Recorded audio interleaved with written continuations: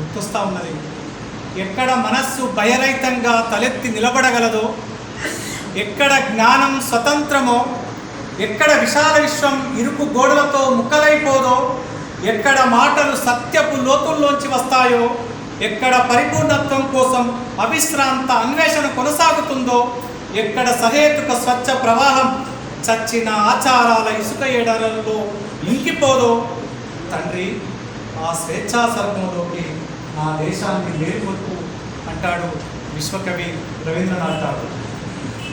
మనందరం చదువుకున్న వేదం, ఈ ఇంగ్లీష్లో చదువుకున్నాం. దీన్ని అబ్బూరి ఛాయాదేవి గారు స్వేచ్ఛానువాదం చేసిన కవిత. అంటే కవి భయరహితంగా తలెత్తి నిలబడగలగాలి, కవి జ్ఞానం స్వతంత్రంగా ఉండాలి, ఇరుకు గోడల్లో ముక్కలైపోవద్దు. కవి ఎక్కడ మాటలు సత్యపు లోతుల నుంచి వస్తాయో, ఈ మాటలు అనుకున్నప్పుడు, తన కవిత్వం చదువుతున్నప్పుడు తన మాటలు ఆ సత్యపు లోతుల నుంచి వచ్చినటువంటి అక్షర వీచికలు మనసెందుకో సున్నితం కవిత. ఆ కవితలు అందుకనే ఒక కొత్త గొంతుక, వాళ్ళ మేకప్ లేని పోయమని,